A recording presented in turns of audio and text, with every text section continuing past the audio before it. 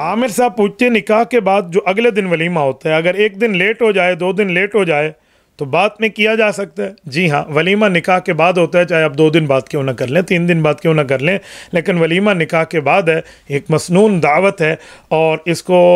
مسنون طور پہ ہی آگے چلانا چاہیے۔ حدیث پاک میں خیر الولیمہ وہ ہے جس میں غریب بھی بلائے جائیں اور شر الولیمہ وہ ہے جس میں غرباء کو چھوڑ دیا جائے، اس لیے آپ خیر الولیمہ کریں اور اس پر یہ نندرہ کی رسم جو سلامی ہے، سلام کے پیسے لیتے ہیں، یہ بھی نہ کریں، کیونکہ آپ یہ فی سبیل اللہ تعالیٰ کی رضامندی کے لیے خیرات کر رہے ہیں، آپ ہوٹل نہیں چلا رہے کہ آپ بل لیتے پھریں۔ سعید شاہ صاحب پوچھتے ہیں کیبل ٹی وی اور انٹرنیٹ کا کام کرنا حلال ہے یا حرام ہے؟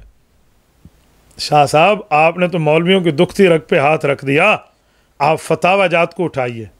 ٹی وی کے معاملے میں تمام ہمارے مفتیان کرام انتہائی سخت ہیں، کیونکہ اس میں 100% بے حیائی ہوتی ہے، کوئی 1% دین کا کام ہو، باقی اکثر بے حیائی ہے، گانے ہیں یا کچھ اور چیزیں ہیں۔ موجودہ دور میں تو آج کل ٹی وی اور ڈراماز اور یہ جو موویز ہیں، اللہ معاف فرمائے،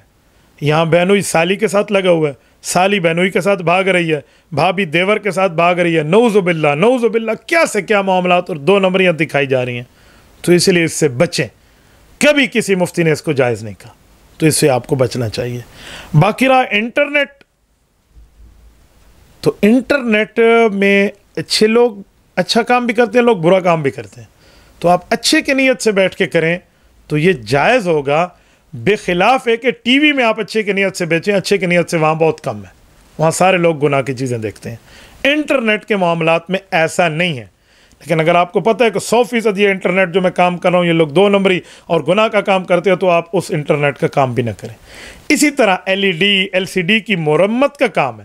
اگر وہ کام آپ کرتے ہیں اور وہ 100% اس پہ گناہ کی چیزیں دیکھتے ہیں تو آپ ان کو مرمت کر کے نہ دیں۔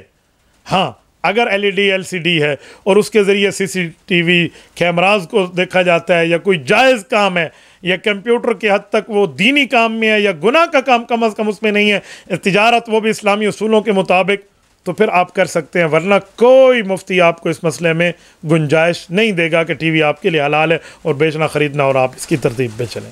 تبارك الذي نزل الفرقان على عبده ليكون للعالمين نذيرا